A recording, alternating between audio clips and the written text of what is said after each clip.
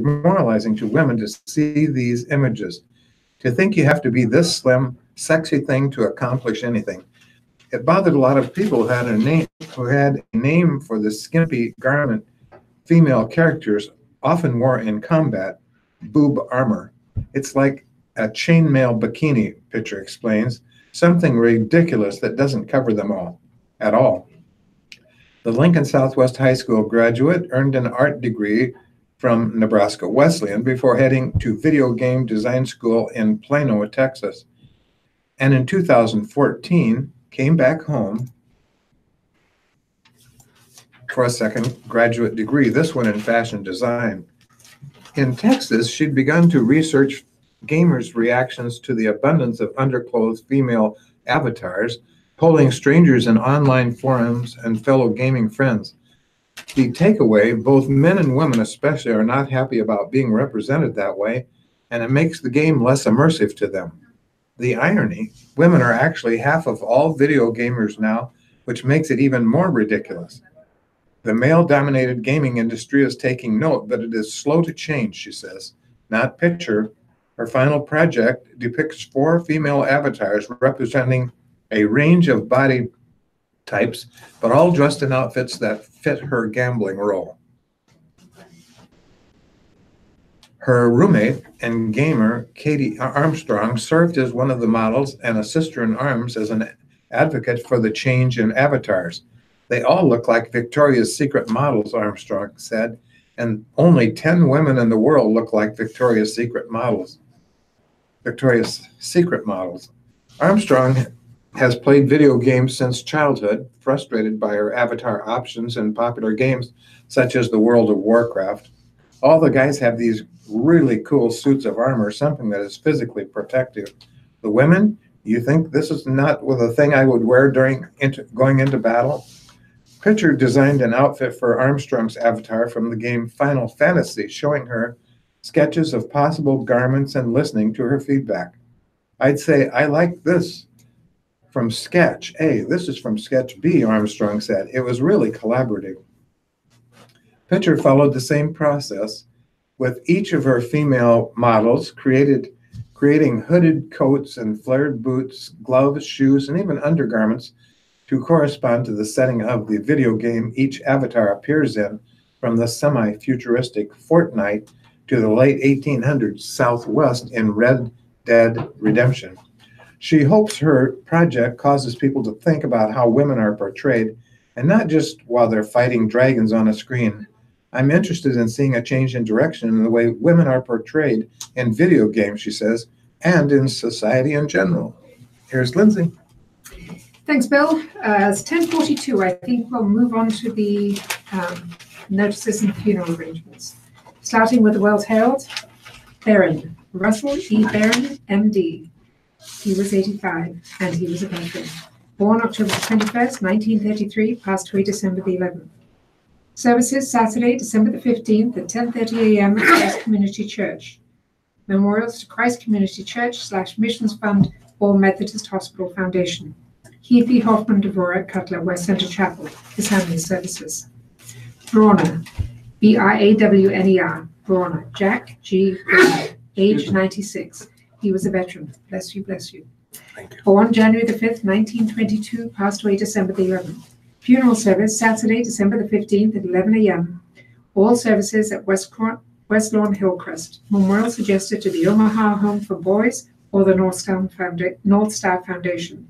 West Lawn Hillcrest is handling services. Briggs, Minnie Ellen Briggs, age 90. Born January the 28th, 1928, passed away December the 10th. Memorial service Friday, December the 14th, 1:30 p.m. at West Hills Church. The Newer Flowers Memorials to West Hills Church. E.P. Hoffman, Devorah Cutler, West Center Chapel is handling the services. Chapman, Joseph A. Chapman, aged 88. Born April the 25th, 1930, passed away December the 10th. Funeral 10 a.m. Friday at Hillside Christian Church in Blair. Campbell Almond Funeral Home in Blair is handling all the services. Fanders, Nancy A. Fanders, maiden name Evers. Born January the 3rd, 1935, passed away December the 7th. She was 83. A funeral will be held Thursday, December the 20th at St. Mary of the Expectation Catholic Church in League City, Texas. No funeral home is listed. Fitzpatrick, Mary Fitzpatrick, aged 83. Born June the 8th, 1935. There is no date of decease and no age listed. Mass of Christian burial, 11 a.m. Friday, December the 14th, St. Mary's Catholic Church in Danbury, Iowa. Memorials may be directed to the Danbury Catholic School of Danbury, Iowa, or a Catholic Mass. Armstrong Van Houten Funeral Homes in Ida Grove, Iowa, is handling the services. Grasmick, Darwin F. Grasmick, aged 82. Born March the 5th, 1936, passed away December the 9th. Funeral service Friday, December the 14th, 11 a.m. at Ralston United Church of Christ.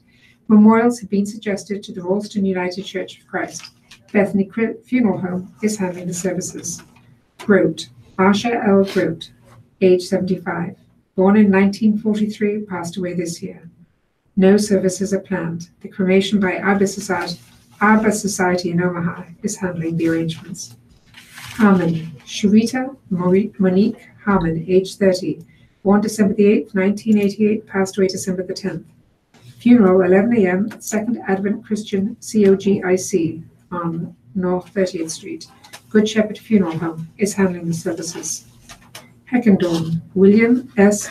Heckendorn, retired Lieutenant Colonel, U.S. Air Force. He was 85 and he was a veteran. Born January the 28th, 1933, passed away December the 10th. A funeral mass of resurrection for William will be held Saturday, December the 15th, 10:30 a.m., St. Columkill Catholic Church. Memorials may be made to the Alzheimer's Association. Paula Daltrey Mortuary in Papillion is handling the services. Jewel, spelled Juel, D.L. Jewel, age 72. Born January the 7th, 1946, passed away December the 9th. Funeral service Friday, December the 14th, 2 p.m. West Lawn Hillcrest Funeral Home is handling the services. Castrop, Gary Lee Castrop Sr., age 79. Born May 26th, 1939, passed away December the 11th. Funeral service Monday, December 17th, 10 a.m. at Rejoice Lutheran Church. Crosby Burkett Swanson Colonial Chapel is handling the services. Kapersky, Bernard W. Kapersky, aged 83. He was a veteran. Funeral service 12 noon at Corisco Larkins Taskowitz Chapel. Corisco Larkins Taskowitz Funeral Home is handling the services. Len, spelled Lehn, Wilma J. Len, aged 83. Born January the 5th, 1935, passed away December the 9th. Services Friday, December the 14th, 10 a.m. at Christ Community Church. Memorials to Christ Community Church Choir. Heafy Hoffman Dvorak Cutler West Center Chapel is handling the arrangements. Mallory, Byron Lewis Mallory, age 68. Born December the 29th, 1950, passed away December the 8th. There are no services. Good Shepherd Funeral Home is handling the arrangements. Marion, Ruth Marion, aged 81. Born November the 12th, 1937, passed away December the 6th. Funeral service Friday, December the 14th at 11 a.m. at St. Mark's Baptist Church. Rhoda's Mortuary, Ames Chapel is handling the services. Mogensen, Edgar Otto Mogensen, aged 91. He was a veteran. Born August the 27th, 1927, passed away December the 9th. Funeral service Friday, 10 a.m. at United Methodist Church. The family suggests memorials to the Louisville Care Center or the Weeping Water Senior Center. Hammond's funeral services in Weeping Water, Nebraska is handling the services. Moorhead, Eileen Moorhead, aged 92. Born September the 3rd, 1926, passed away December the 10th. Funeral Mass Saturday, December the 15th, 10:30 a.m. at Church of the Holy Spirit. In lieu of flowers, memorials for masses ordered to Church of the Holy Spirit or St. John the Baptist School, and the Roby Funeral Home in Plattsmouth, Nebraska is handling the service. Nicholas, Mary Jane Nicholas, maiden name Dale, aged 85. Born December the 27th, 1933, passed away December the 8th. Funeral Saturday, December the 15th, 2 p.m. at Victory Baptist Church in Alton, Missouri. Clary Funeral Home in Alton is in charge of the services. Their phone number is 417-778-7221. Heafy Hoffman Dvorak Cutler West Center Chapel. Payne, Norma J. Payne, age 90. Born June the 9th, 1928, passed away December the 9th. Services 10:30 a.m. at the West Center Chapel. Memorials will be directed by the family. E.P. Hoffman Dvorak Cutler West Center Chapel is handling the services. Peterson, Patrick Peterson, age 70, born October the 21st, 1948, passed away December the 10th. Celebration of Life Mass, 11 a.m. at Holy Name Catholic Church. No funeral home is listed. Off. Linda L. Poff, age 63, born August the 28th, 1955, passed away December the 9th. Memorial service at 1 p.m. at New Life Fellowship Church in Council Bluffs. Corisco Larkin Staskowitz Funeral Home on F Street is handling the services. Pomfret. Zachary A. Pomfret, age 31, born February the 14th, 1987, passed away December the 11th. Memorial service Saturday, December the 15th, 10 a.m. at Bellevue Memorial Chapel. Memorials to be directed by the family for Tiffany and Zach's son, Landon's education. Bellevue Memorial Chapel and Heath Hoffman Dvorak Cutler are handling the arrangements. Shearing. Nancy Claire Shearing, age 66, born November the 28th, 1952, passed away December the 7th. Funeral Friday at 10:30 a.m. at St. Wenceslas Catholic Church. The family requested memorials to the Josie Harper Hospice House or at 7415 Cedar Street in Omaha or the www.hospicehouseomaha.org. John A. Gentleman Mortuaries and Crematory is handling their services. Smith, Gary D. Smith, age 68, born November the 9th, 1950, passed away December the 8th. Memorial service Thursday, 11 a.m. at the Bellevue Sarpy County Chapel. Memorials may be made to Dreamweavers or Hospice House. John A. Gentleman Mortuaries and Crematory in Bellevue and Sarpy County Chapel are handling the arrangements. Stiles, Daisy May Stiles, aged 82, maiden name is Angermeyer, born March 31st, 1936, passed away December the 10th.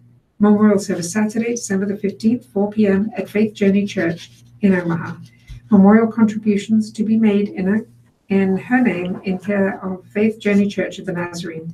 John A. Gentleman Mortuaries and Crematory is handling the arrangements.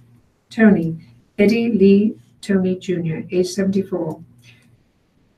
Viewing is Saturday, December the 15th from 10 to 11 a.m. at Rhoda Mortuary. Rhoda Mortuary is handling the arrangements. Ventura, Joan K. Ventura, maiden name Ramirez, age 74. Funeral 11 a.m. Friday, December the 14th. All services at Holy Name Catholic Church. In lieu of flowers, donations to Holy Name Catholic Church. Kremer Funeral Home is handling the services. Swartz, Raymond K. Swartz, born February the 6th, 1947, passed away December the 9th. Services Friday, December the 14th at 11 a.m. at Rejoice Lutheran Church in Evergreen. Memorials may be directed to Rejoice Lutheran Church or to the family. E.P. Hoffman Dvorak Cutler West Center Chapel is handling the services. Webb, Rose Mary Webb, age 77. Born August the 27th, 1941, passed away December the 10th. Funeral service 11 a.m. at King Solomon Missionary Baptist Church. Memorials to My Sister's Keeper. Rhoda Mortuary Ames Chapel is handling the arrangements. Weiss, Loretta Ann Weiss, age 98, born February 11th, 1920, passed away December the 9th. Funeral Friday, 9:30 a.m. at Corisco Larkin Staskowitz Chapel. And on to St. Stanislaus Church for the 10 a.m. Mass of Christian Burial. Memorials requested to EWTN Television or St. Lawrence Seminary in Wisconsin. Corisco Larkin Staskowitz Funeral Home is handling the arrangements. Wonderly, Betty J. Wonderly, age 76, born January 31st, 1942, passed away December the 2nd. Memorial service Saturday, December the 15th, 12 p.m. at West Center Chapel. Memorials are suggested to the Josie Harper Hospice House. E.P. Hoffman Dvorak Cutler West Center Chapel is handling the arrangements. And the last obituary in the World Herald, Wortman, Robert F. Wortman, age 76. He was a veteran, born March the 9th, 1942, passed away December the 9th. Services at 6 p.m.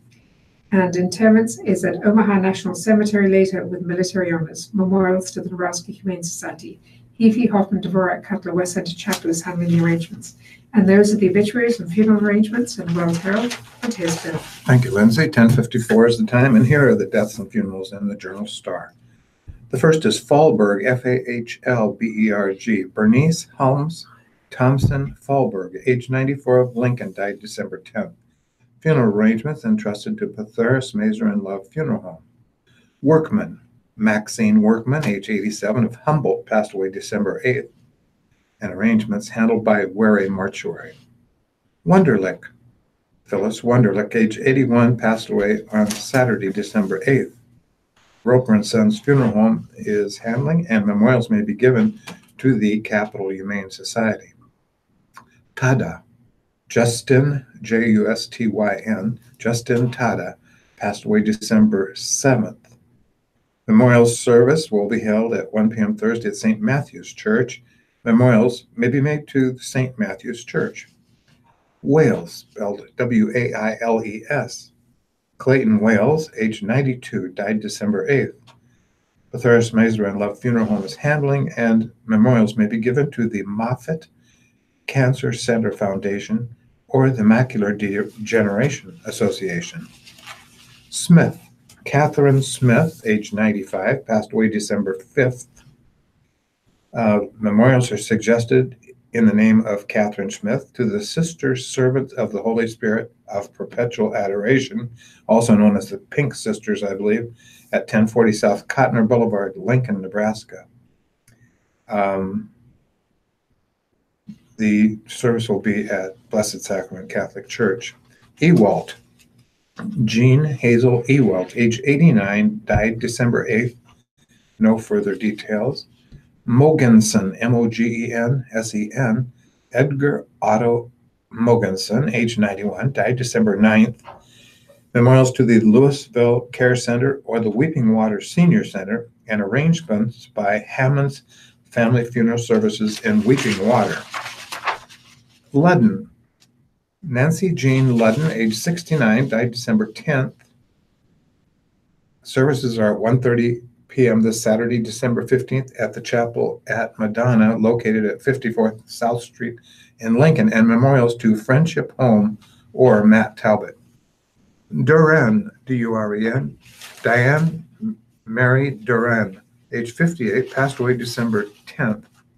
Roper and Sons, South Lincoln Chapel is handling, and memorials to the Capital Humane Society or People City Mission. Foster, Marcella Lila McGee with a M-C-G-H-E-E, Foster, age 91, passed away December 5th. There will be a private service at Wyuka. Forrell, Alan Gregory Forrell, age 66, died December 11th. Bethuras Mazer and Love Funeral Home is listed, and memorials to People City Mission or Matt Talbot Kitchen and Outreach. Bledsaw, B-L-E-D-S-A-W, Harold L. Bledsaw, age 91, of Beatrice, died December 12th. Fox Funeral Home, Beatrice, is handling the arrangements. Hanson, Randy Q. Hanson, age 65, Lincoln, died December 10th. Memorial donations may be given to the American Cancer Society or the American Diabetes Association. Kelly, John Kelly, J-O-N, John C. Kelly, age 58, died December 10th. No further details. And the last in the Lincoln Journal-Star is Robert McManus, age 82, passed away December 11th. And that is Bethuras Mazer and Love Funeral Home and is handling the arrangements. We have a little time on our hands. We're a little ahead of schedule, so I'll read one from the opinion page of the Journal-Star. An editorial by, I'll tell you who it is very shortly. Huskers give back in the off-season. There has been much written and printed about our Nebraska football team. I would like to share my thoughts on these young men. I was at Tabitha recently when a large group of large young men came quietly down the hall. They had come to share their time and presence with our patients, residents, families, and staff. It seems like such a simple gesture to spend time with those who may not be home or with their families or loved ones during this holiday season. But it is so much more. To witness a hug from a Husker to a wife whose husband is critically ill, to see the face of a long-term care resident who has not had the best week because of illness and tiring treatment suddenly smile from ear to ear as the Huskers came around the corner headed for his wheelchair, to hear the excited chatter of staff members, myself included, eager for a glimpse of and a picture with the Huskers. These are the sounds of the season, as it should be. These are the shared feelings of happiness and gratitude for the simple gestures of kindness and thoughtfulness. This is a thank you to our team, sent with a great sense of pride in these gentle men. Your gentle and kind present was much appreciated. And that was contributed by Mary Christensen of Lincoln. And so the time is 11 o'clock. WellCare of Nebraska is proud to bring you today's reading of the Omaha World Herald and Lincoln Journal-Star. For more about WellCare, call today at 1-888-255-2605 or visit www.wellcare.com/Nebraska. Lindsay and I will be back very shortly. We hope you will be too. In the meantime, here's Ryan. Thank you, Bill. This is the Radio Talking Book Network in Omaha, Nebraska. We've been proudly GOP serving is our adrift blind in the and era of listening to our Trump. listeners. Well, they're not adrift, they're just blindly Radio following Talking it. Book is brought to you Yes, with the isn't that the truth? I mean, KIRS FM in Omaha and statewide. It's just facilities ridiculous. of UT, radio, The and Republican television. congressional leadership, including retiring House Speaker It's Paul just a Ryan shake and out Senate of the Majority box, Leader so Mitch let's jump over McConnell, to the senior remain vice in president now. supine Here is surrender.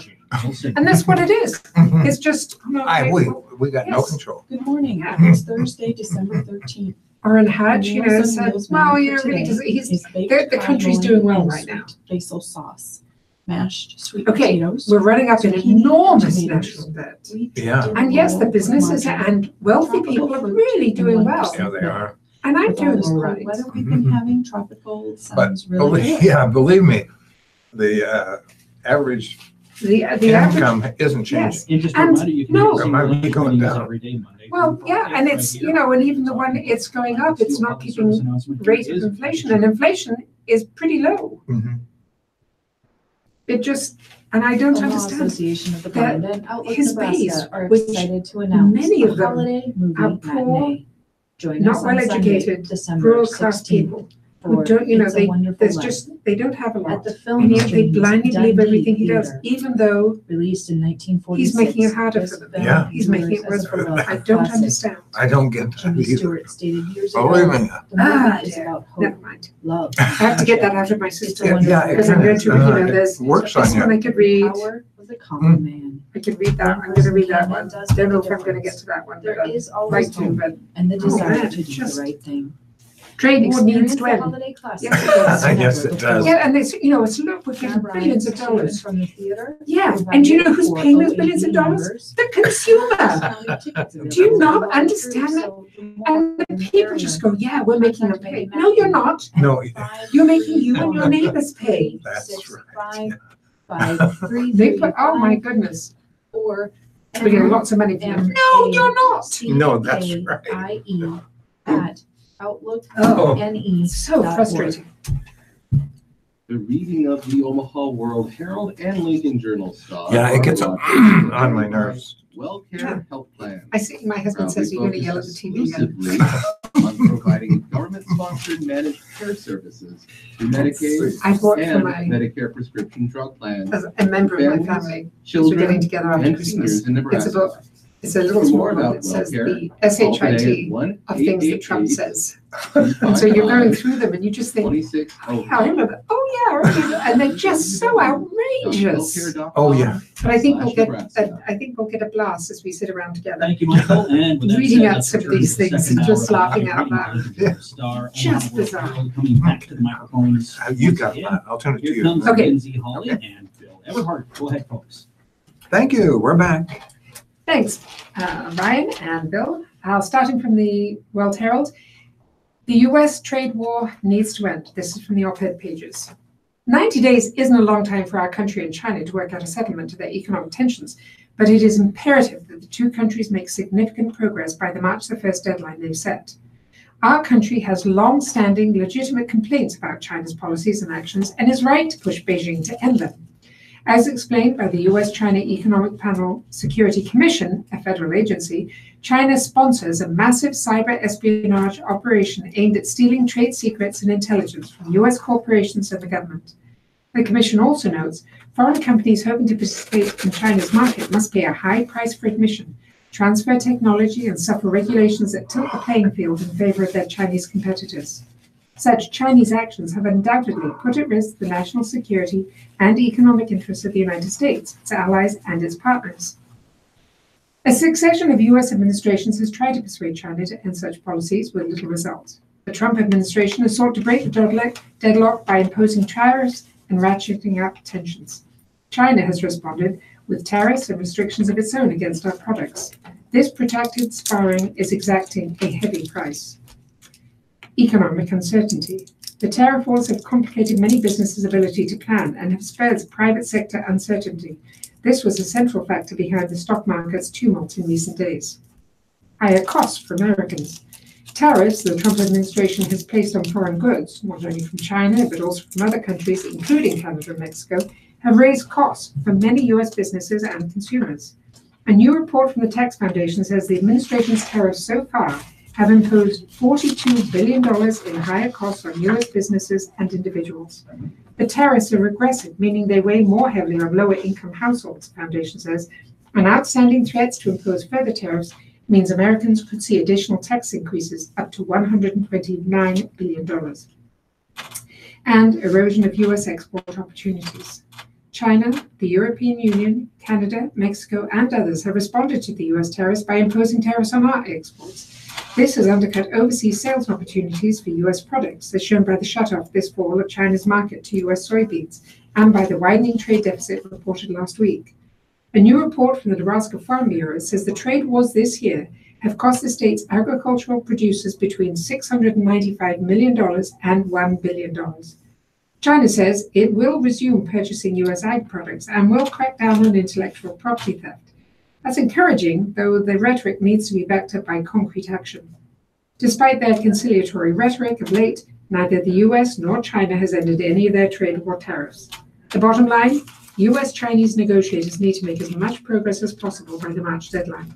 The best vehicle is a formal bilateral agreement that sets out specifics and provides a long-term path forward. The current warring is extracting too high a cost. It needs to end. Here's Bill. Here's the other letter to the editor from the Journal Star, and they call this one Legal Pot, Good for Safety and Economy. The legalization of marijuana is a very controversial topic about which everyone seems to have their own opinion. I believe marijuana should be legalized in all 50 states for both medicinal, and recreational use. The legalization of marijuana would increase revenue, provide medicinal benefits, and improve the quality and safety of the product for people using it. Furthermore, it could majorly help to increase revenue in the economy as well as provide job opportunities that are needed in our country. I also believe legalizing marijuana would provide a great deal of medical benefits for those who choose to use it. Marijuana has been found to help with many things, including nausea and vomiting, muscle cramps or pains, appetite loss, and some forms of chronic pain. Legalizing marijuana would stop the problem with people buying products that are laced with other drugs such as fentanyl. This is because all products would have product and quality standards that they must pass. This would help with quality and safety and help to cut down on drug-related incidents such as an accidental overdose from a laced drug. Finally, legalizing marijuana would help to stop the illegal buying and selling of the product. This would in turn cut down on marijuana-related arrests, reducing the prison population and the cost to incarcerate offenders, and that was contributed by Dustin Nelson of Dorchester. Here's Lindsay. Thanks, Bill. From the op-ed pages of the World Herald. By Kara Eastman, We Ran with Integrity. When I launched my campaign in 2017 to represent Nebraska's 2nd Congressional District, I told my 16-year-old daughter that I would never put winning ahead of running with integrity. I needed people to know that I would not campaign like so many others had before. I was not willing to personally attack my opponent. I was not willing to lie, cheat, or steal for political gain. And I didn't want to follow a playbook and utilize the same tired tactics used for decades. I didn't air negative ads that featured grainy photos and spread half-truths about the perceived enemy on the other side of the aisle. I preferred to point out policy differences and votes I didn't agree with because of their damaging impact. I said we would let people know if my opponent lied about me, but we would never lie about him. We created a campaign that was for the voters, not for the moneyed interests that dominate Washington, D.C. We refused corporate PAC dollars, even when offered. Instead, we focused on outreach, knocking on more than 200,000 doors. It was incredibly hard work. I had canvassers who wore out shoes and had bloodied knuckles. A few of us were bitten by dogs. The small ones can be the most vicious. We went to people's homes and asked what they were concerned about. We talked about issues, even when we disagreed, and it worked. Although I was a political newcomer who was called inexperienced, my name recognition skyrocketed. While Democrats were excited, my campaign also ignited opponents. They ran numerous personal attack ads, calling me radical and dangerous, comparing me to terrorists. They exaggerated the cost of providing health care to all Americans.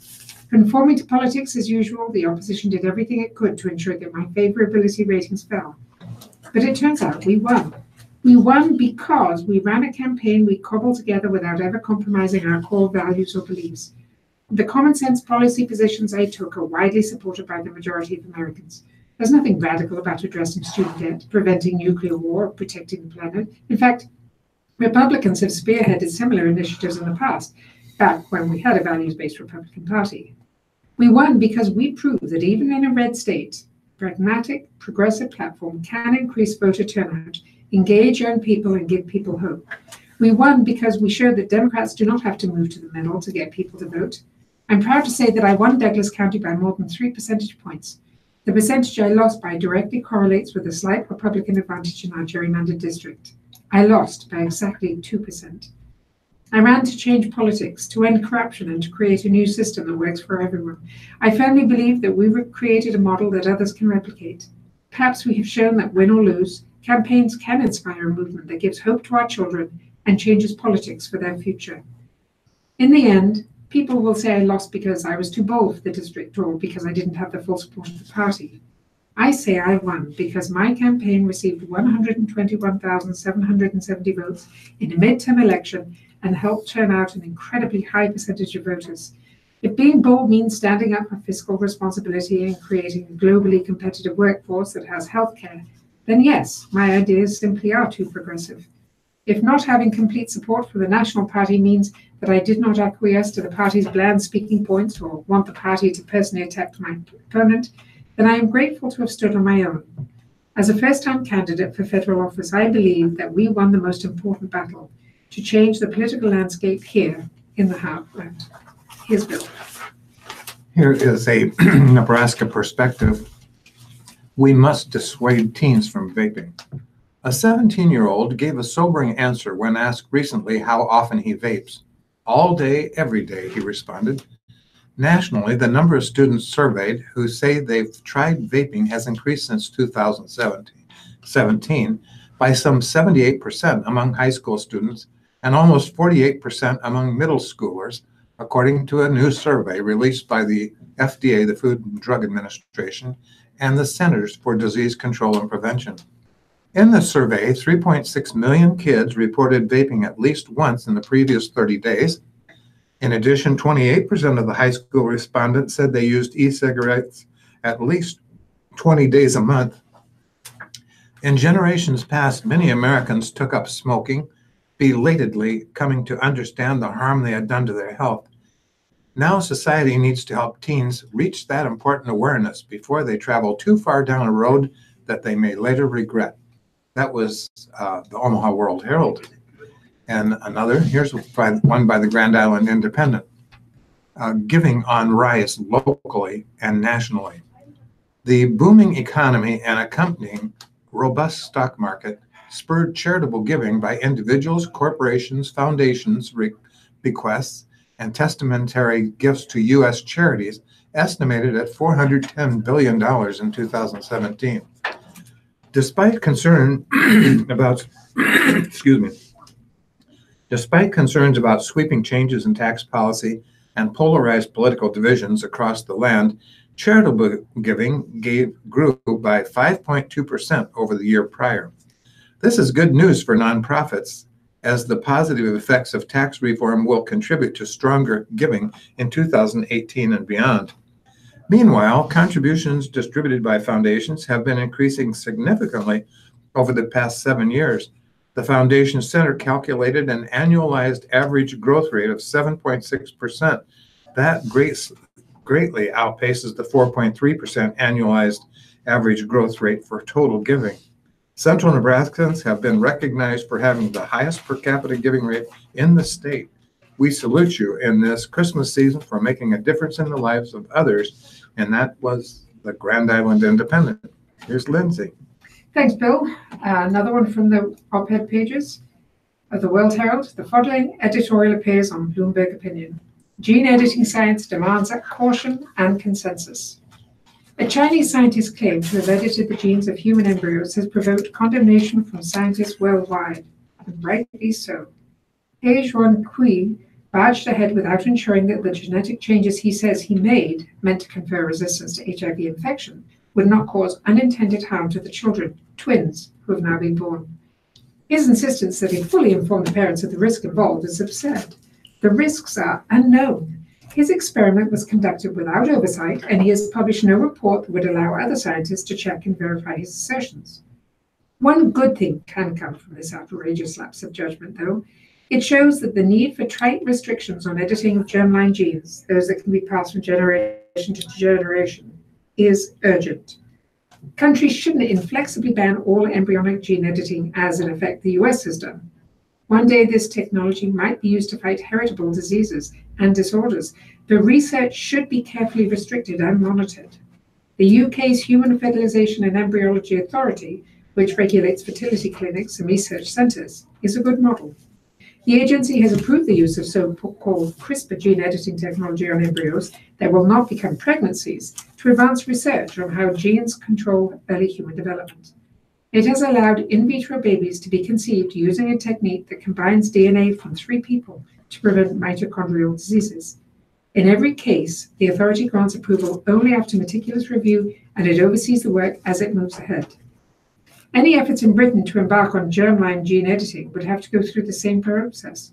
That would preclude the kind of reckless experiment just undertaken in China. The US has no special agency, but it does have the Food and Drug Administration, which has authority over human gene editing. In the US, it would be illegal to embark on clinical trials without applying for a license from the FDA, and theoretically, this should allow for a careful process similar to what Britain has, but there's a complication. In 2015, following previous reports about CRISPR being used on embryos in China, Congress barred the FDA from even considering application for research that would lead to the creation of an embryo with modified heritable genes. True, the congressional ban, added as a rider to the omnibus spending bill and since renewed, blocks irresponsible genetic engineering, but the FDA was in a position to block it anyway. This extra restriction is mistaken because it stops the FDA from engaging in any thoughtful regulation of embryonic gene editing. The news from China proves the need for thought, and ideally for a set of adequately strict regulations that all countries could adopt.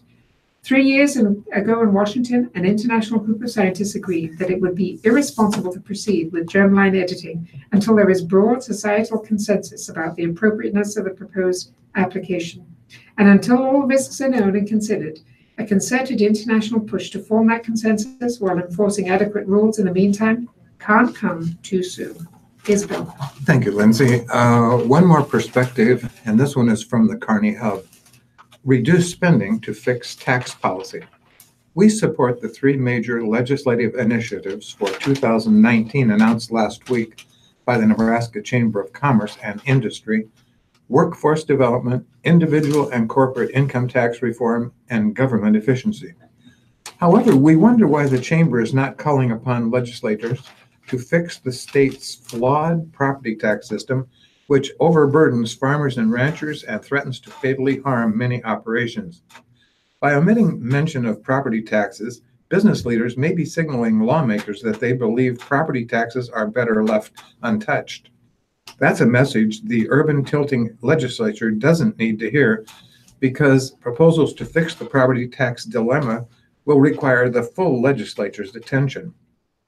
Reining in the cost of government may be the most important initiative, because reducing taxes will not happen without an accompanying reduction in spending. Cutting spending is the only way to reduce income taxes as well as property taxes. And that was the Kearney Hub. Here's Lindsay. Thanks, Bill. I could do one more. GOP is adrift in the era of Trump by Julie's Whitcover Tribune Content Agency from Washington. The Republican Party now approaches its lowest ebb since the Watergate fiasco of the early 1970s, having been devastated in the midterm and congressional elections by the Democrats, who will take over the U.S. House of Representatives on January the 3rd. Subpoenas will begin flying at the Trump White House from Democratic-led committees over the alleged conspiracy with the Russians in the 2016 election, as well as those relating to other potential criminal activities by the president and his henchmen, now being revealed by Special Counsel Robert Mueller and other investigators. In a weak retaliation of sorts, lame duck House GOP leaders recall former FBI Director James Comey for more testimony behind closed doors. All that came out of this desperate move was yet another rehashing of Hillary Clinton's email service scandal. As for President Donald Trump, he ludicrously dismissed the damaging information against him gleaned from the federal court reports, charging his campaign manager Paul Manafort and legal fixer Michael Cohen with lying to protect him. Trump's immediate reaction was to tweet, "Totally vindicated, thank you." It was preposterous in light of the implications drawing him deeper into the quagmire of deception and criminality revealed in the two federal inquiries. Trump's upbeat facade was in keeping with his practice of seeing the latest ugly duckling as a gorgeous swan.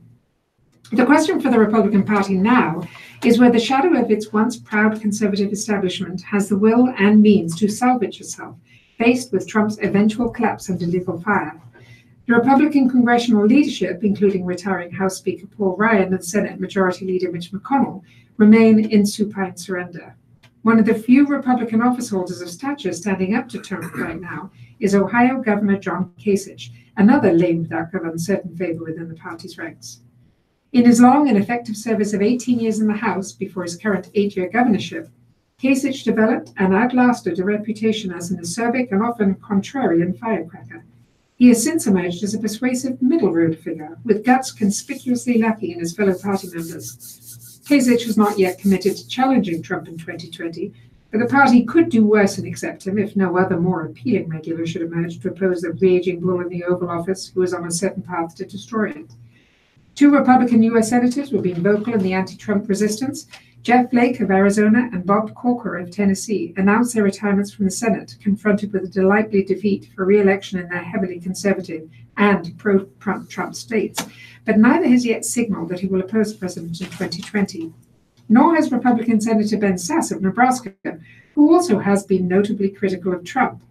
Veteran Republican operative William Kristol, editor of the Conservative Weekly Standard, is reported to have formed a non-profit group, Defending Democracy Together. It aims to resist Trump's assault on the rule of law and on conservative articles of faith such as free trade. Last month, Kasich ventured to New Hampshire, the site of the traditional first presidential primaries, where he ran second to Trump in 2016. Blake also has visited the Granite State, where he told attendees at a political dinner that Trump needed a primary challenge but stopped short of volunteering for the mission. A University of New Hampshire poll in August found 56% support among Republicans there for Trump, with about 20% for someone else not listed and 24% not sure. Tom Rath, a former state attorney general, a longtime Mitt Romney supporter, has offered that any successful challenger to Trump would have to be specific in his opposition, that it's not enough to simply say, he's kind of a crazy guy, but I'm a nice guy. In any event, it's indisputable now that the brand of the grand old party is tarnished as never before, thanks to the outsider political novice who has hijacked it. Here's Bill. And here's Ask Amy. And she says, husband wants to rekindle the flame. Dear Amy, after 10 years of therapy and antidepressants for PTSD from childhood sexual abuse, my wife of 20 years has decided that she can no longer tolerate sex or sexual activity, including kissing. All she wants is to hug and hold hands. She believes this state is permanent and necessary for her healing. Amy, we're only in our 50s. I am far too young to no longer have any sexual activity. I have compassion for her pain, but this feels unbearable to me. I have supported her through all of her therapy, but I also want her to support my needs and desires also. We have twin teenagers who are wonderful. We have lots of friends and a happy house. I want to also have a wife, not just an affectionate roommate. My own therapist thinks that my wife should try harder on my behalf. What should I do? Signed, a desperate husband. Dear Desperate, your therapist is most likely going to support your goals. Your wife's therapist will naturally encourage and support her goals. Because you are both so open to receiving therapy, you should consider committing to joint counseling.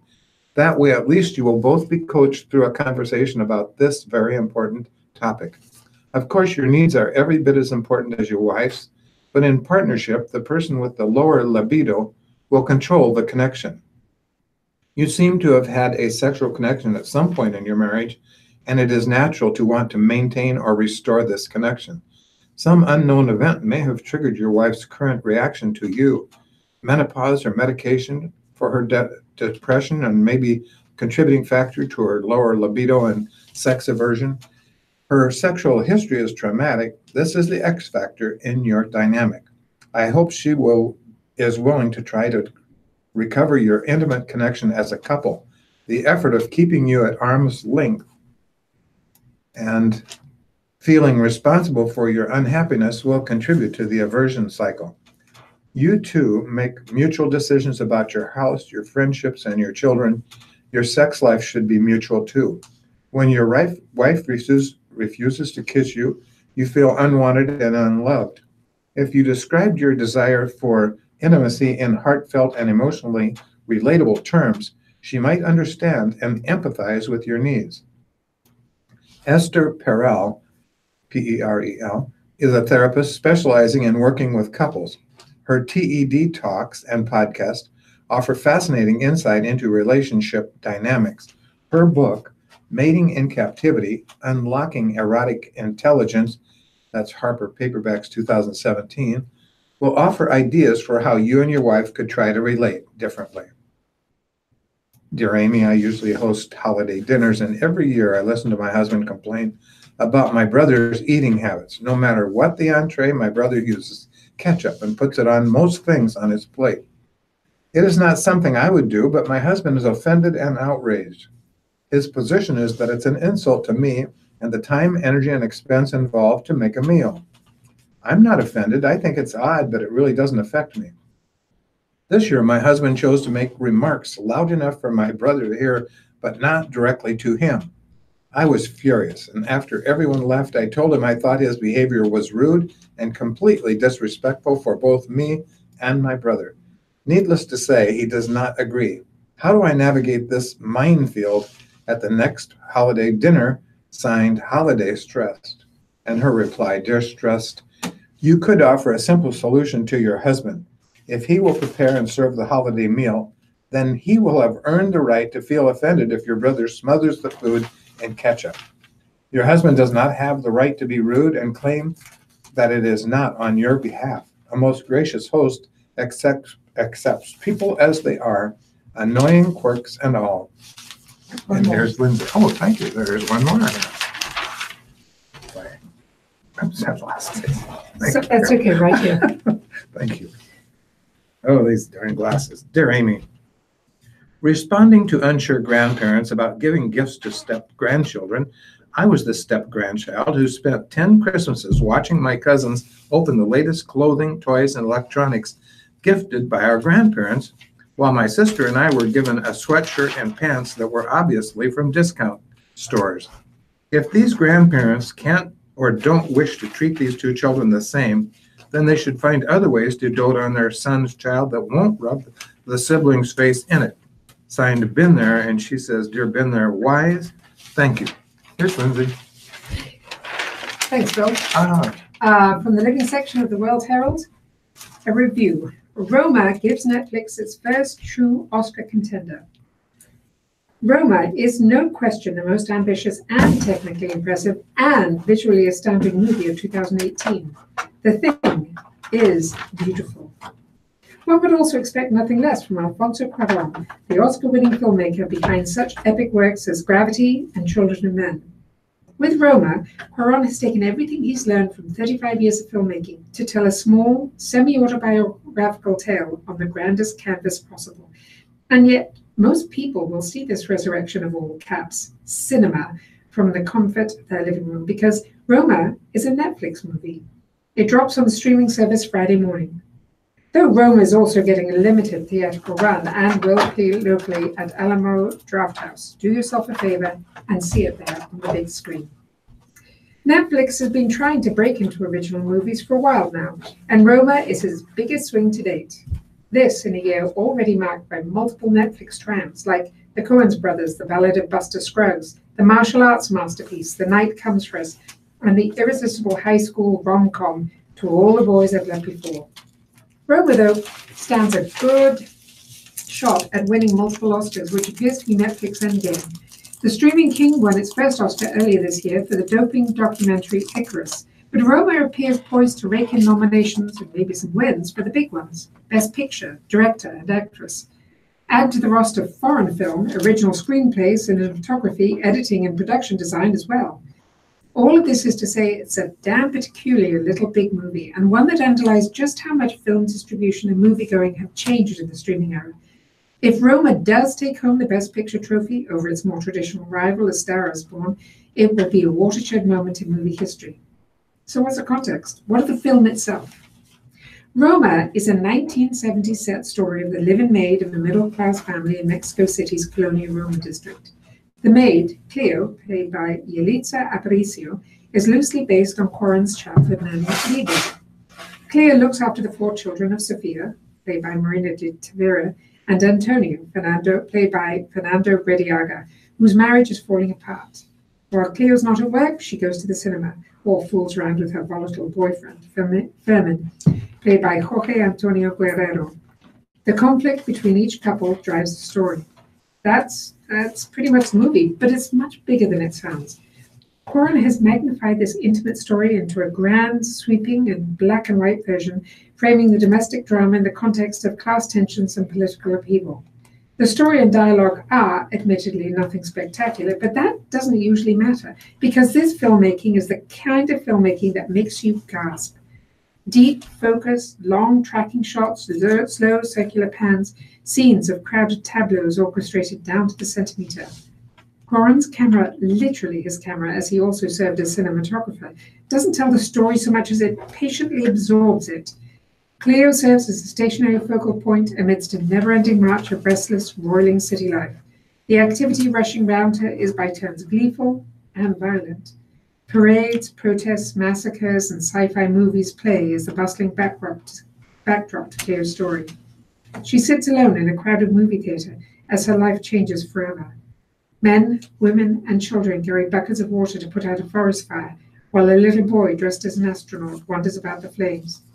A messianic guru named Professor Zovek, based on a real-life figure, speaks to the adoring crowd of a martial arts camp.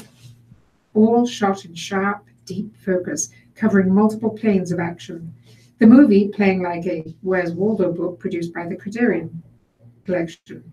The film also has a welcome absurdist streak. There's a running joke of the family's Ford Galaxy being too wide to fit into the garage. At a hacienda Christmas party, we see the mounted heads of all the deceased family dogs, one of which, we learn, died after eating a poisoned rat. A naked man uses a shower curtain rod to practice martial arts. There's not a frame of Roma that's not gorgeous or strange.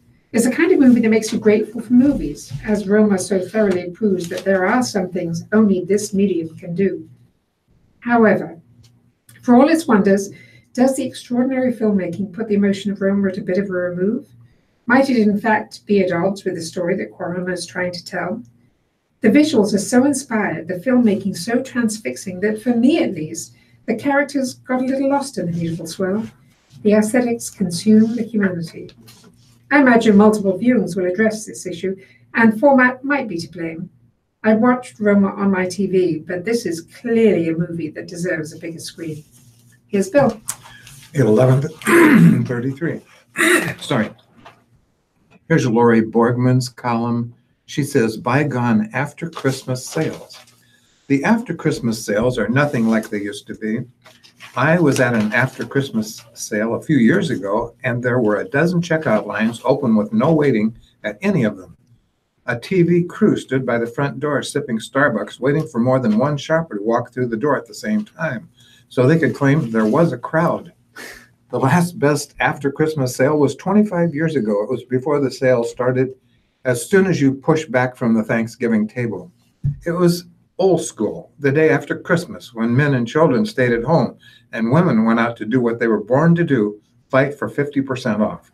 The last best after Christmas sale was the one at which my mother nearly lost her teeth. It was bitter cold as Mom and I stood with a growing throng outside the locked doors of a shopping mall in Kansas City, Missouri. We were all there for the same reason, to make a run on the half-off Hallmark cards and gift wrap. It was when women cared to spend the very best, or to send the very best, before the advent of photo cards and scrapbookers who make their own cards. It was a time when women judged one another by the brand of cards they sent and the quality of gift wrap they used. It wasn't just a sale, it was your reputation on the line. The doors opened. The crowd surged through the doors, stampeding through housewares, knocking over Santa mugs on display and sending cookware crashing to the floor. I quickly lost sight of Mom in the crowd, assuming she was threading her way to the front. She's been on the track team in high school and had long legs. As for me, I cut a path for the religious cards, where the aggression should be kept in check when wrestling for cards, picturing the Madonna and Child.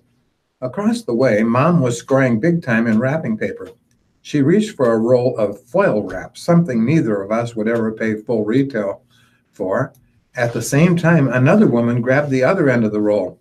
The other woman began tugging on her end of the roll, at which point my mother, being a courteous person, let go of her end, sending the other woman flying. My mother began laughing so hard that she started to cry. Tears clouded her vision. Mom tripped over another shopper, the force of which was partially dislodged her false teeth. My mother never took her false teeth out for entertainment purposes like her twin sisters did, which of course made those aunts immensely popular with me and all 24 of my cousins. The fact that my mother had risked humiliation of losing her false teeth in public and was still laughing about it shows that shoppers were a dedicated breed back then. It was a good after Christmas sale, maybe the best ever. I wish you could have been there, but only if you were slow and stayed at the back of the pack. And that was Lori Borgman. Here's Lindsay. That's a funny story.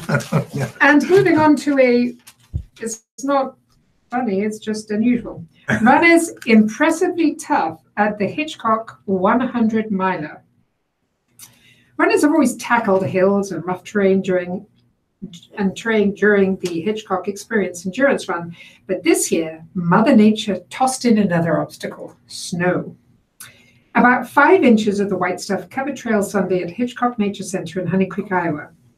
The Ultra Marathon, organized by the Greater Omaha Area Trail Runners, or GOATZ, included distances of 100 miles, 50 miles, and a half marathon.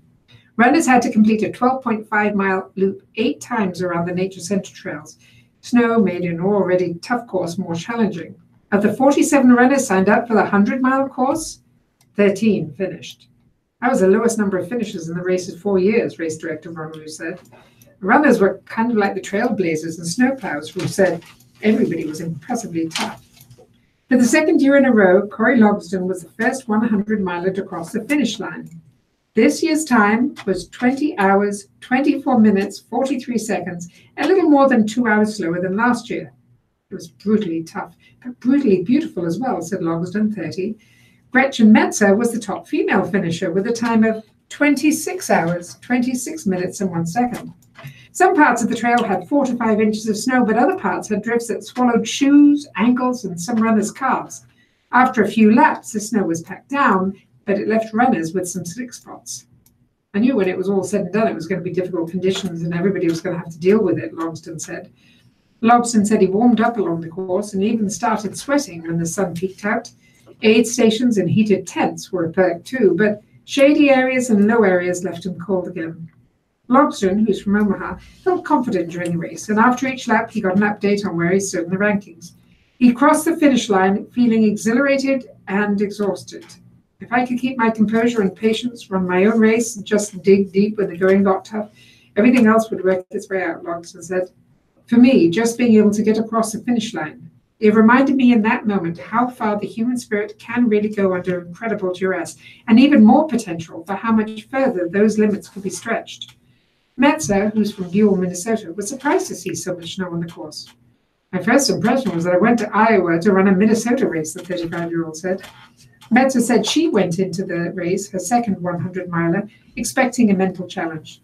A type 1 diabetic, she struggled physically between miles 40 and 70. Low blood sugar made her feel tired and weak. She took up long-distance running because of her diagnosis.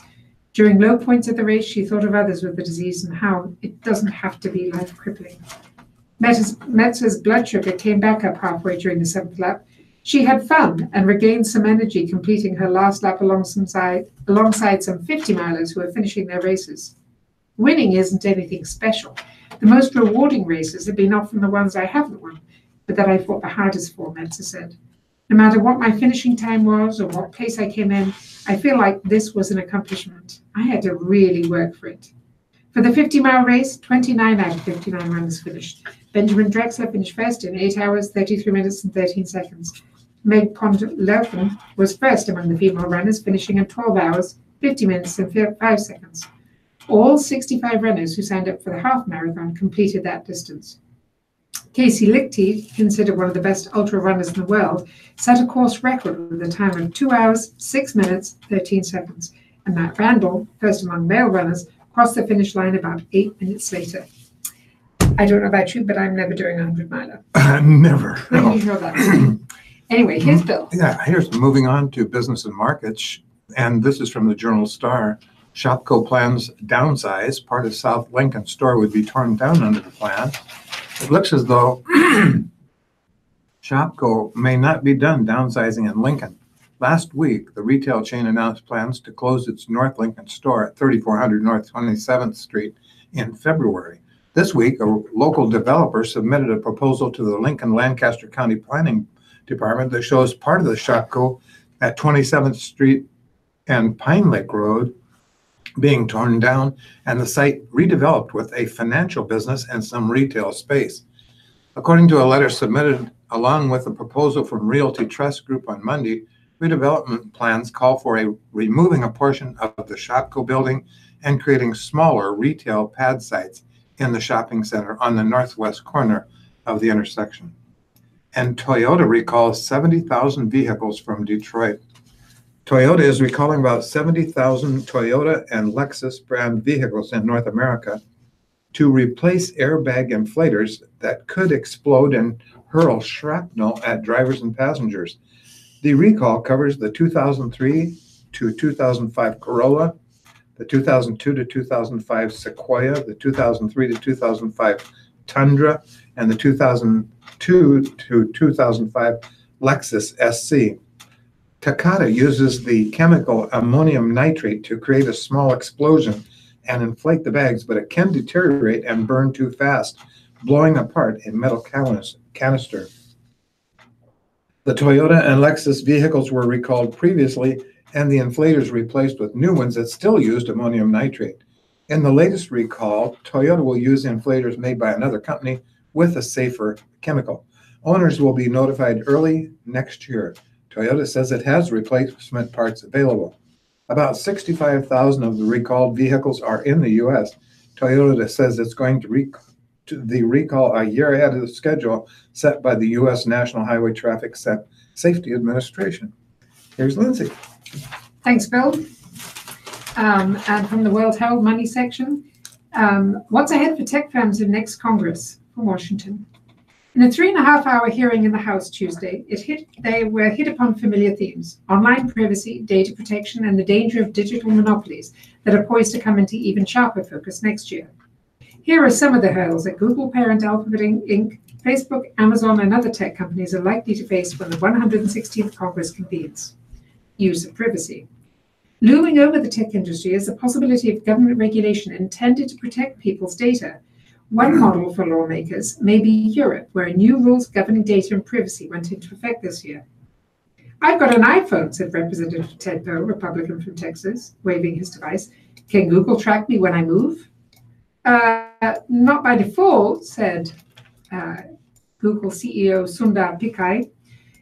Poe demanded a yes or no answer, but Pichai indicated it was complicated. Other lawmakers questioned whether regular people know how much data Google can collect about them and how to stop being tracked. Privacy, of course, is also a huge issue for Facebook, which has spent nearly a year trying to recover from the Cambridge Analytica data mining scandal. European regulators already have concluded that Google manipulated its search engine to gain an unfair advantage over other online shopping sites in the lucrative e-commerce market and fined the company $2.8 billion. The U.S. Federal Trade Commission opened a similar investigation into Google's business practices in 2011, and that probe concluded 19 months later without finding any serious misconduct and didn't require any meaningful changes to how the company operates. But internal documents later surfaced that indicated the FTC's board had brushed off some recommendations of staff lawyers who believed Google was tinkering with its search results in a way that stifled competition. Numerous lawmakers asserted that Google used its search engine as a propaganda machine that highlights news and opinions supporting its own view of how the world should be. The prevailing consensus so far is that the alleged bias most frequently falls on the left-leaning side of those debates, although that pendulum could swing now that Democrats will be the majority party in the House.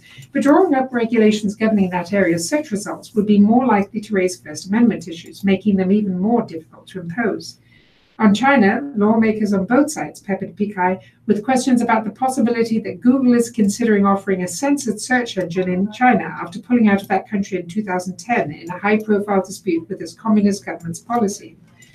Pekai acknowledged Google has been exploring a possible search engine in China with a team of engineers that at times has exceeded 100 people, but repeatedly emphasized that the company has no plans to release it for right now.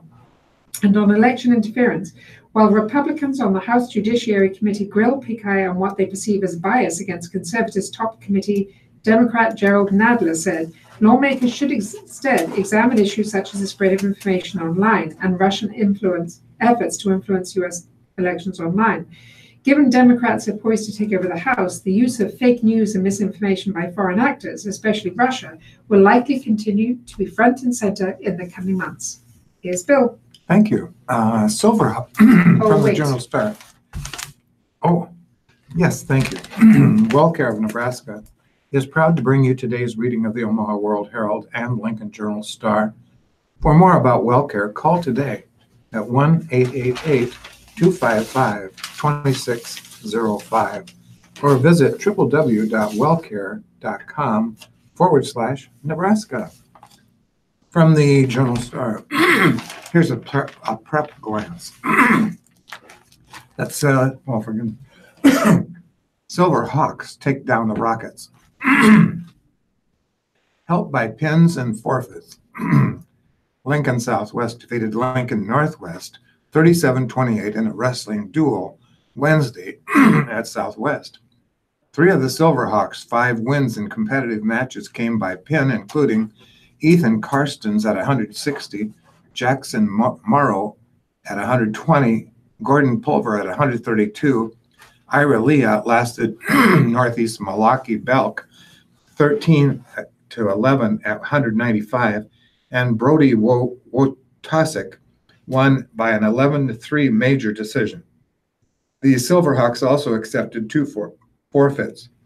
For the Rockets, Dawson Schwertfeger won by a pin at 220, and Jaden Schrader will do the same at 285. Chase Schaub also won by a pin at 145 pounds. Here's Lindsay. Thanks, Bill, from the sports section of the World Herald. Douglas keeps her focus on team goals by Mike Patterson. Though it might not be easy, Alasia Douglas is ready to move on from her 43-point performance. She's more interested in the big picture, which is helping Omaha Northwest get back to the state tournament. That was a really good game, Douglas said, but I know there's more that I want to accomplish.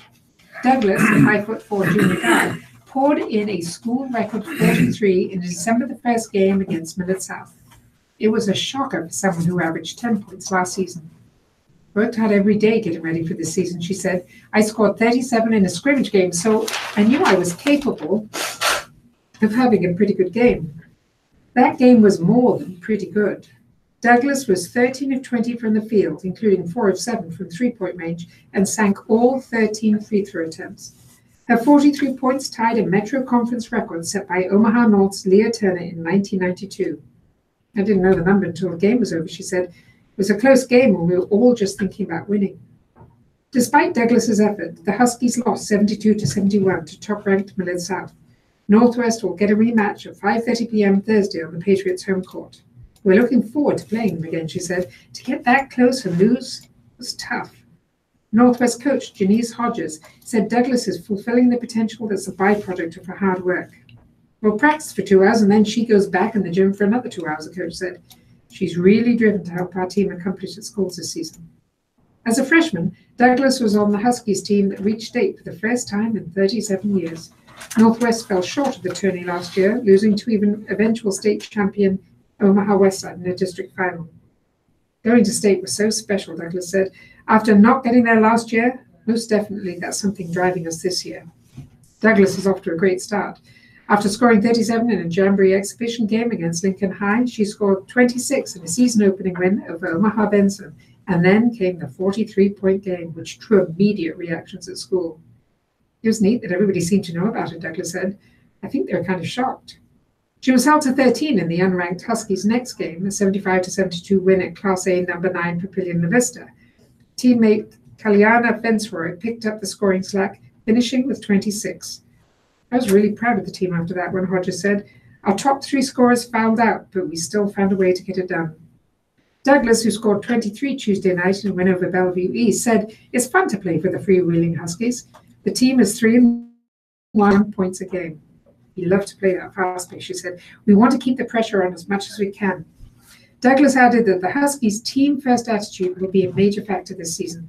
Everyone gets along, she said. We got a good team, and we want to get everyone involved.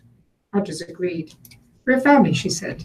Malaysia knows nobody can do this alone, so it's great to see us play so well as a team. Here's Bill. In Major League Baseball, pitcher Morton Rourke moved from Las Vegas, an all-star starter, to the relief-reliant Rays, a Tanner for Tanner trade, and a Scott Boras sighting. Intrigue at the winter meetings, but not much impact, not yet anyway. Charlie Morton was the top name to switch teams Wednesday, joining Tampa Bay for a $30 million 2-year deal after going 15-3 with Houston last season. And in the majors' first swap of players with the first name of Tanner, the Washington Nationals sent Tanner Rourke to Cincinnati for Tanner Rainey in a trade of right-handers. Rourke led the National League with 15 losses, but expected he would be part of a prime rotation that recently added all-star Patrick Corbin to stars Max Scherzer, and Steven Strasburg. I felt like we would have a pretty good staff over there in D.C., but they thought otherwise, and I don't know what their plans are, Rourke said in a conference call. Fans all over, meanwhile, waited to hear what the likes of free agent Bryce Harper and Manny Machado and trade targets Corey Kluber and JT Realmuto might go. The New York Yankees worked to re-sign lefty J.A. Happ, but as always, we're on the lookout for bigger prizes. We're a fully operational Death Star, Yankees general manager Brian Cashman said. Boras, meanwhile, said there are teams ready to move right now on Harper. Bryce is open to a lot of different venues, so it's really about what a lot of owners have said to him about their commitment and what they want to do long-term, the prominent agent said. The 26-year-old Harper, who lives in Las Vegas, had a career-high 100 RBIs while hitting 34 home runs and batting .249 last season for Washington.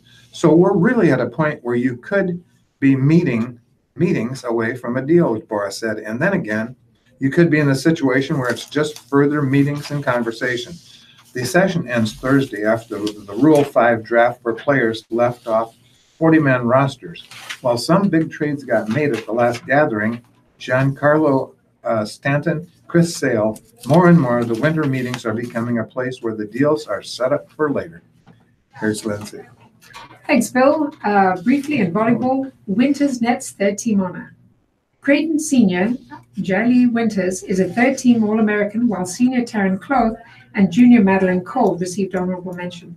Winters set more than 90 school records during her career, including career kills, 1,843, attacks, 5,093 points, attacks 5,093, points 2,045.5, and matches played 139. She averaged 3.82 kills and 3.06 digs per set this season. The Big East Player of the Year and Tournament MVP was also a first-team All-Conference selection. She became the third Blue Jay across all sports to earn first-team All-Conference recognition 4 times. Cloth leads Creighton with 4.15 kills per set. This is the second time she's been All-American honorable mention. And Cole led the Big East with 10.92 assists per set and ranked second with 51 aces. In baseball, biggest names remain on market. We're from Las Vegas. An all-star starter to the relief-reliant Rays, a Tanner-for-Tanner trade and a Scott Boras sighting. Intrigue at the winter meetings, but not much impact. Not yet, anyway. Charlie Morton was the top name to switch teams Wednesday, joining Tampa Bay for a $30 million 2-year deal after going 15-3 with Houston last season. And in the major's first swap of players with the first name of Tanner, the Washington Nationals sent Tanner Rourke to Cincinnati for Tanner Rainey in a trade of right-handers. Rourke led the NL with 15 losses. Fans, meanwhile, waited to hear whether the likes of free agents Bryce Harper and Manny Machado and trade targets Corey Kluber and JT Realmuto might go. New York Yankees worked to re-sign lefty J.A. Happ, but as always, we're on the lookout for bigger prizes. We're a fully operational Death Star, Yankees general manager Brian Cashman said. Boras, meanwhile, said there are teams ready to move right now on Harper. In other major league news, for the Tigers, slugger Miguel Cabrera might play a game or two each week at the start of spring training as he returns from season-ending bicep surgery. Manager Ron Gardner plans to check in regularly with Cabrera to determine his availability when Grapefruit League begins in February. There's no plan yet as to how much action the two-time AL MVP might see at first base. And the Phillies' all-star outfielder Andrew McCutchen and Philadelphia finalized a $50 million 3-year contract, a deal that includes a team option for 2022. And finally, in tennis, Roddick returns for exhibition from New York. Andy Roddick will play fellow tennis Hall of Famer Jim Courier on February the 9th in an exhibition match to kick off in the New York Open, event organizers announced Wednesday. Americans Jack Sock and Sam Querrey, last year's runner-up, will also be in the field. Mike and Bob Bryan headlined the doubles bracket after Mike teamed with Sock to win Wimbledon and the US Open this year, while Mike's twin brother was recovering from a hip injury. Here's Bill. Goodell says league won't pay for video evidence. Commissioner Roger Goodell said Wednesday the NFL won't pay for video evidence in cases involving domestic violence, and he defended the league's handling of those investigations. Speaking after owners held their annual winter meeting in Irving, Texas, Goodell said the NFL's approach to dealing with domestic violence is extraordinary and that the league has some of the highest standards of any organization. The NFL came under scrutiny again when surveillance video showed former Kansas City running back Kareem Hunt shoving and kicking a woman in a Cleveland hotel in February. Hunt wasn't disciplined before the video was released by TMZ. After the video came out, Hunt placed on the commissioner's exempt list, the equivalent of suspending him indefinitely with pay. The Chiefs waived him for almost immediately after that. Goodell said the hotel and police in Cleveland declined to release the video to the league. In basketball, Jeffrey David, a former Sacramento Kings top executive, agreed Wednesday to plead guilty to siphoning $13.4 million from the team to buy Southern California beachfront properties. Court records show the properties have been sold for $14.8 million, and the team is expected to recoup the stolen funds. Here's Lindsay. Thanks, Bill. From the World Herald, reasons to watch some of the 39 games and predictions. On Saturday, the Celebration Bowl, North Carolina A&T 28, Alcorn State 14. Why watch? Well, you wouldn't run a marathon without stretching, right? Consider this FCS matchup a warm-up. The Cure Bowl, Tulane 28, Louisiana 24. Tulane's magnificent logo, the Angry Wave, answers the question, what kind of monster would a mad environmental scientist create? New Mexico Bowl, North Texas 35, Utah State 28.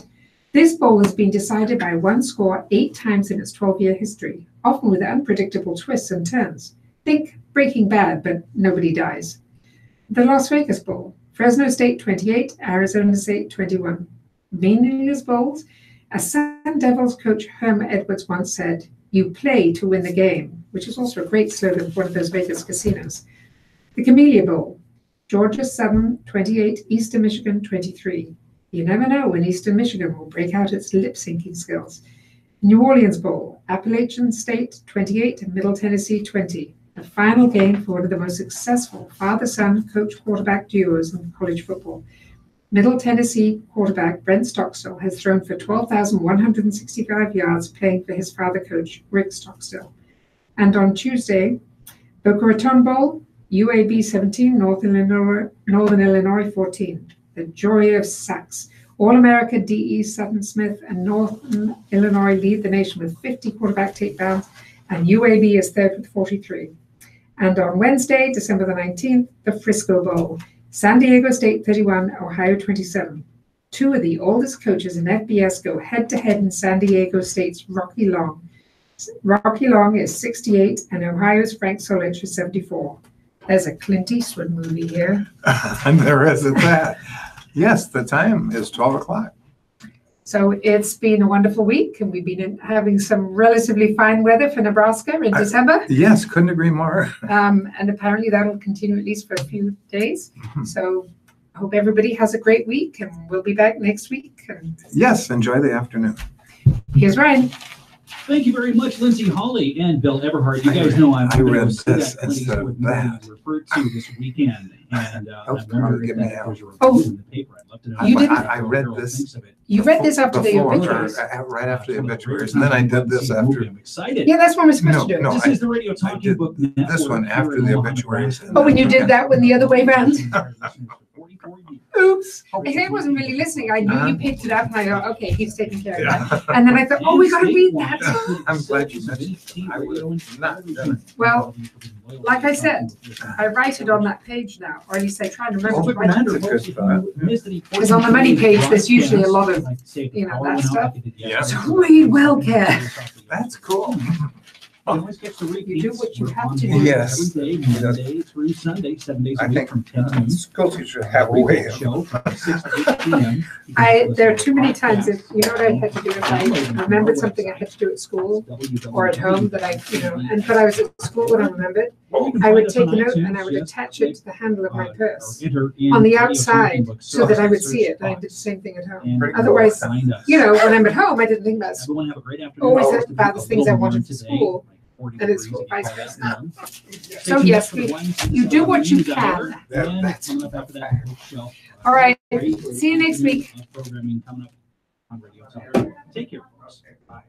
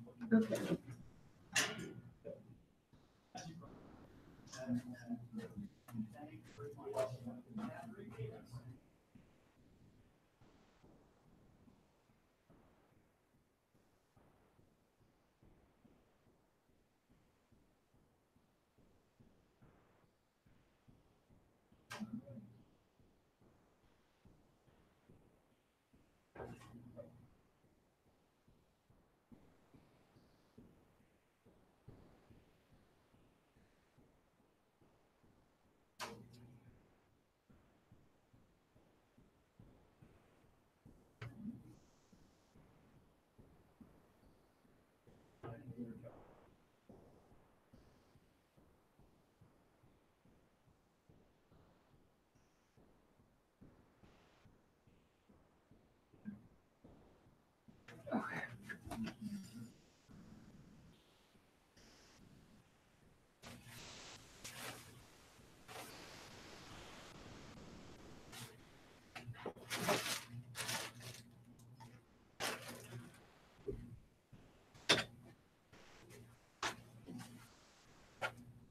Hello. Hello. Lindsay. Yes. Lindsay.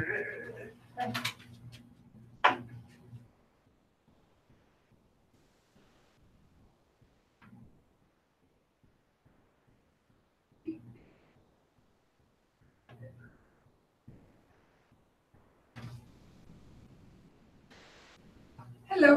Are you the new volunteer coordinator? I am. Congratulations. What's your name? Thanks, Vic. Lindsay? Nice to meet you. I kind of assumed we had, I won't review it. That's okay. Next week when I say, What's your name? I do that. But I kept hearing. That's what she said. I like the way you write the numbers on the age of 20. Third times 20. So that's good. Which was fine, I mean, it was just, Yeah, I try to make them pretty large so that Yes, they're, well- because it's hard to see on the, over the newsprint too. it is, and you know, off to the side, and, the only thing I would say, and not because I was going to actually say this, but I figured while I was here, Yeah. is when I highlight the memorials to the newsletters. Right back, Chief.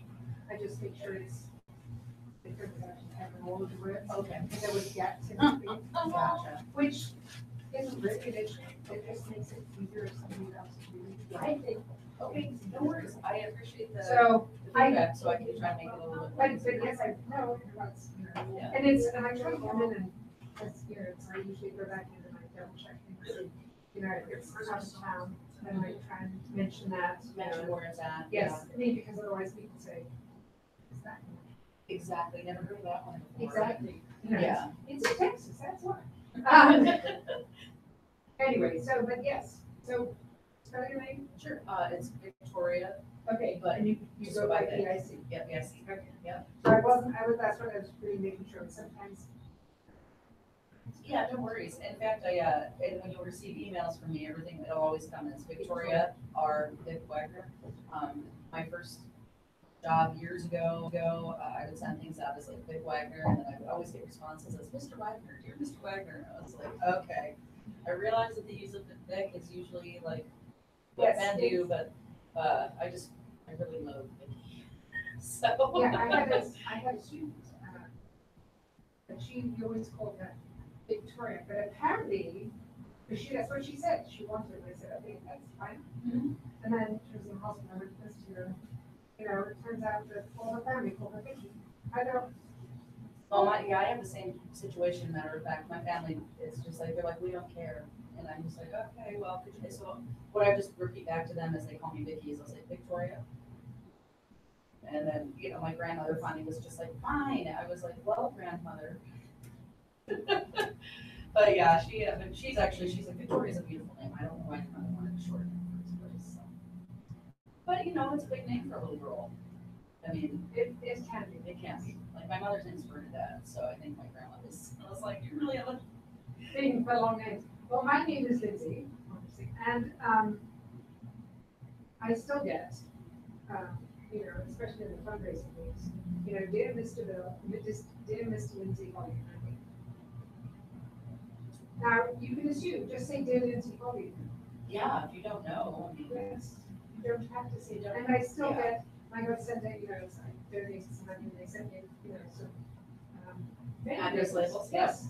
Mr. Lindsay Holly, well, I can't use this now, and they wasted some of their money for you, Yes. on not printing of those. sometimes I just think, you know, it's don't send me the things, you know, don't send me these, if I donate to you, I'll donate to you when I Yeah. want. If you want to send me one reminder once a year, or even once every 6 months.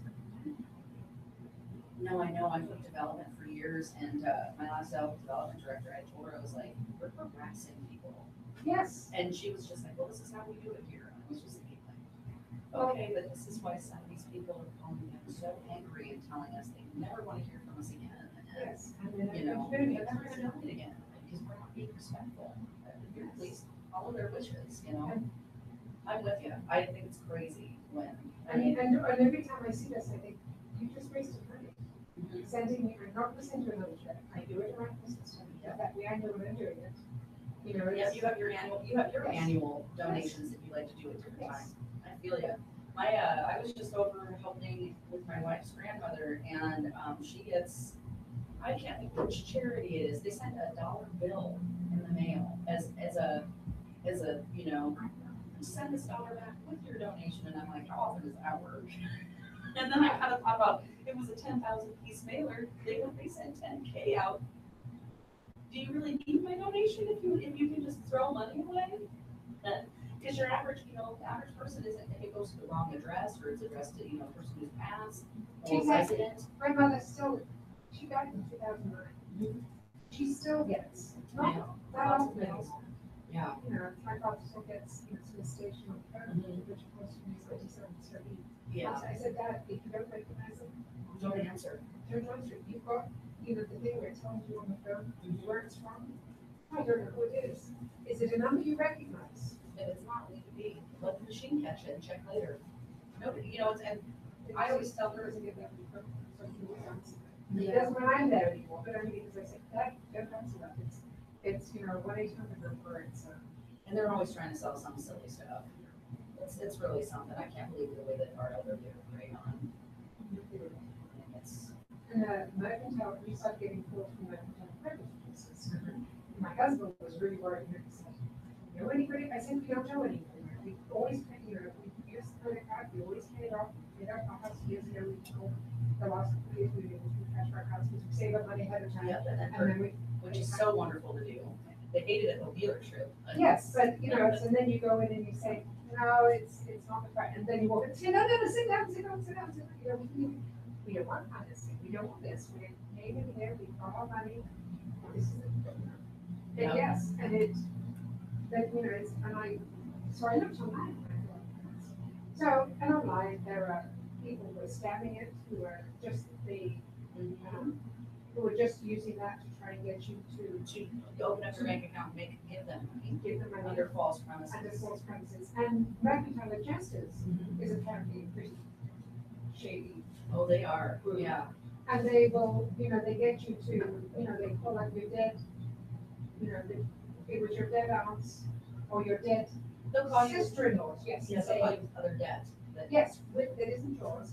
And then if you owe something, you have no debt 20 years ago, by the statute is now run out. Yeah. If you say, well, did you ever have this debt? If you say yes, not the years that you have. Yeah. Because you've now admitted. Because that's why I actually have a printed copy of the Fair Debt Collection Act. I printed that out and it sits on our desk in the office because I'm like, before you make payments, I had to tell my partner, before you make any partner, any calls to these creditors, read through this piece and make sure you understand because they will play and they will play games. I read an article this weekend about how Ace Rental, Ace Rental and Aaron's, they're contacting people via Facebook Messenger and pretending to be somebody they're not. So they'll say they'll fake as oh, nice meeting you the other day at the bar, and then you're like, oh, I don't recall meeting you. Can you send a picture? And the person's like, yeah, and then it's like, we should totally get together. It's like, oh yeah, my baby's on Friday. Or something, they'll get it, and then they'll totally get the person to admit the money, and then they clean out their account. We'll go and take from their bank account. It's just wild. But yeah, this guy was duped because he thought that he was talking to a lady who wanted to date him. And in fact, it was a creditor posing as a lady, inboxing him via Facebook. Well, I finally got to my husband to understand. I also went and they won't call you unless they sent you out a letter. I said, Darren, we haven't had any letters. Don't know anything to anybody, which. Yeah. So I blocked them, but it comes up now, but it doesn't even ring the phone. It doesn't even ring the phone. Which is so wonderful because it's like no hassle, no stress. Yes, and then he doesn't have to answer. No. And some of those people are just downright rude, no matter how polite they try to speak. It's awful. Maybe that's what they do during the interview is how mean can you be? Well, I think that, it's saying, call just so it is like that. No,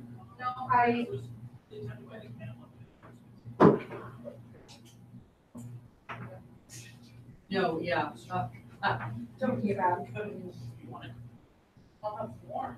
He's such an embarrassment. I'd rather not have it. You take it. I like it, but. Okay. I'll leave it. I said this yesterday, actually, at lunch.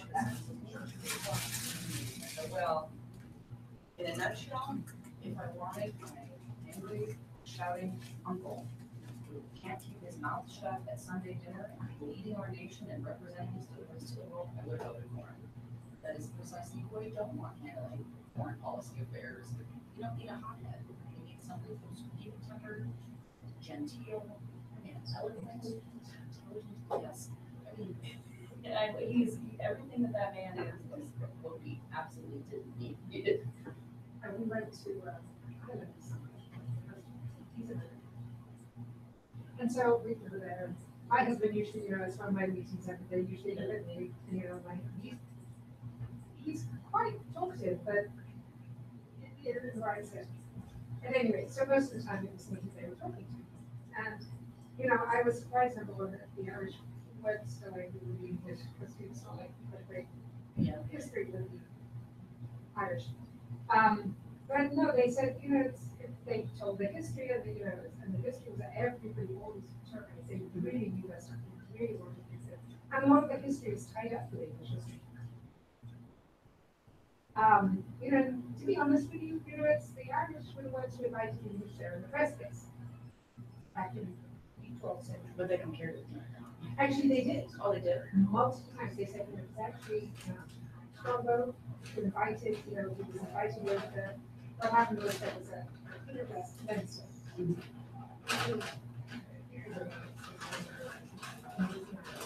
And so he went to fetch with them because they had picked him. So they went to him and he says, "Could I help you?"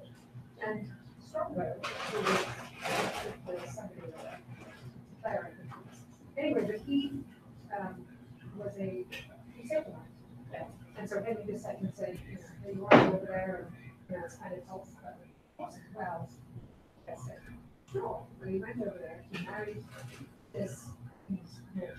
He got him to agree to ask her to bring in the brother. He elected Let's they seriously died, and Sumner became, you know, Henry II was thrilled because, you know, he had some people there. Yes. So they invited me to show. Anyway, so but they were very nice. They said, you know, that's all ancient history. Oh no, you know, it's all out of the old history. Yeah. So, but then as soon as my husband started talking, they looked and they said, "You're another, huh?" I would say, "I'm sorry, I apologize."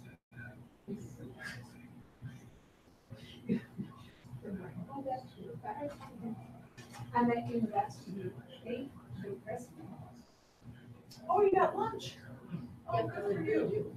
And that's the thing, it's like, I'll let you, leave you alone. people don't feel like we need to have that respect. But we're just getting together. We certainly do. And your neighbor would be an immediate neighbor, or the global neighbor. We aren't just turning out the middle neighborhood now, which I think that's, it's just really short-sighted of folks to think that we can go back to an isolationist nation, which we've never been. And the founding of the United States has never been isolationist. So when people suggest that, I'm like, they can learn history in high school, this or not. The answer is, They did, but they didn't do well. And that's a whole other conversation for another day, is how terrible our education system is over here. well, I was a teacher, so it's difficult for me to, I mean, I think we have some great, there's some redeeming qualities to it, but there's by and large, I can't believe I think, some of the things teachers have to tolerate. you know, that I'm probably thinking, I'm actually, Okay. because, Yeah. and I took special ed. So I didn't teach the regular times, you know, there are times when, you know, my classroom, that was fine, you know, knowledge and behavior, and after what I call inappropriate. Yeah. You know, as a human being. My classroom, and always, and then there were times when you just thought, you know, you go up in your seats and get out of the person before and say, you know, hey, we're bad guys. You know, maybe say to you, please get abused about, you know, consent, is that you get, you just think, fine, I was just trying to save you from being killed or, you know, having But the birth. thing about to be worse, you end up being. Yes, but, well, and sometimes, and other times it would be, you know, like maybe it was, other times it would be. And so that it would sort of disarm it, that was fine. Yeah. And then my students were in a weird and self-contained and then, you know, you get these kids who sort of, I had several kids who being shot. That's great. Yeah, and when they learn so much trauma. If you're choosing a way, they're just like, yeah, I'm gonna teach me, I already learned. I had, back when I started teaching, 3 months. Yeah. And I had them all. Now, that doesn't mean to say that I didn't have some other kids about it, and that I didn't have some different parents, because really, we already have these different levels, basically we looked and said, you know, these kids are vastly different from this group. And this group is just incredibly big, so that's why I have some of these things, because you're trying to be similar to my kids who are really naive, and they were just students. And we couldn't just going to Yeah. because a group of okay, they did it, so we had this part was 60% of the whole work. And this is what you get. And in the States, they did what they did to practice. And so they were interacting with other people. So it's Yeah, that was their way of that was, yeah. and so they did that more to survive. And when I occasionally got one of those kids who wasn't very well there, so they say, I didn't know you. Oh, we're doing this for us. Great, thank you for doing this for us. And I was with the sheep, in with the sheep, and what happened was, people finding these kids realized, okay, still they have to do that on the street. They don't have to do that. And then they would turn it in, they would sort of kind of share that with someone. And they would do these really wonderful. But you know, it's just bright light outside, you know, it's, have you ever been in a rain? Yeah. You know, it's snowy, I haven't, and they're real scary. I'm sure they are, yeah, they come in the window and the doors like that. And you just, you know, it's, we had a kitchen, so we could go for us. The first time I went out, she was like, I said, well, you know, it's, what do we need to do? And I said, we need to get my phone. And we checked my radio shop or something. The first thing she did is she, anything I have her, I would do it, and she would walk away. Because of the road trips and lots of long. Did I have to do that? She was.